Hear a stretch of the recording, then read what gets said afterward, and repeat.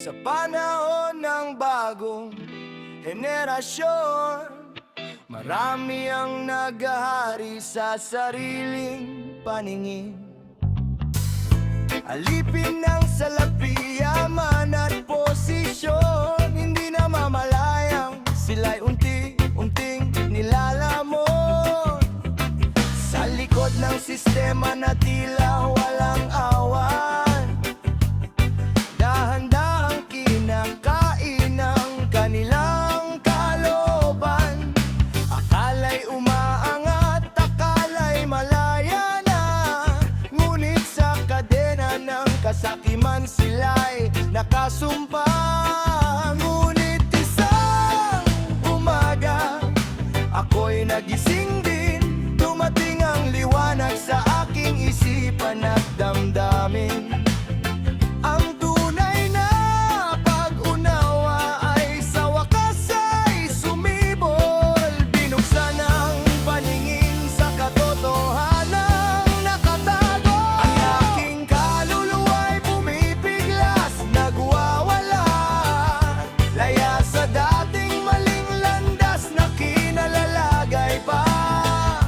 Unawa ko'y yumabong, bumalik ang lahat ng alaala. Malinaw kong nakita ang aking tunay na pinagmulan. Misyon sa lupa ay maaari ko nang simulan.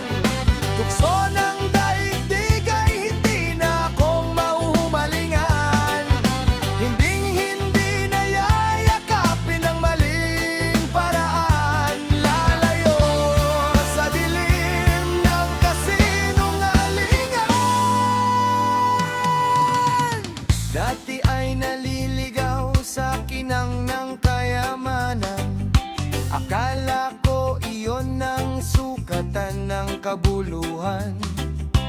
Ngunit ang paggising ay nagbago ng pananaw. Ang tunay na yaman ay nasa kalooban at diwang tapat.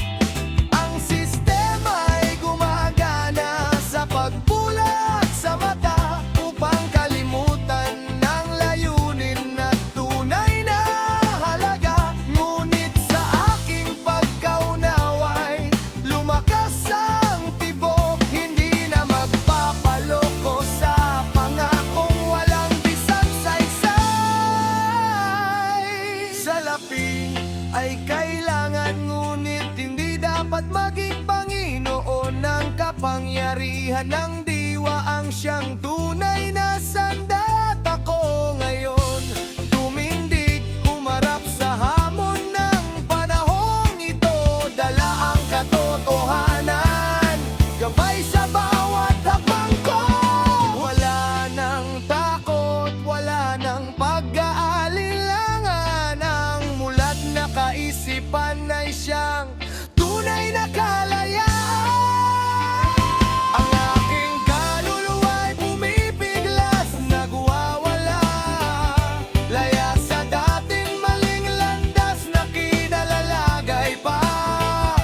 Unawa ko'y yumabong, bumalik ang lahat ng alaala. Malinaw kong nakita ang aking tunay na pinagmulan. Misyon sa lupa ay maaari ko nang simulan. Tukso ng daigdig ay hindi na akong mahumalingan. Hinding-hindi na lamunin ng mga kasinungalingan.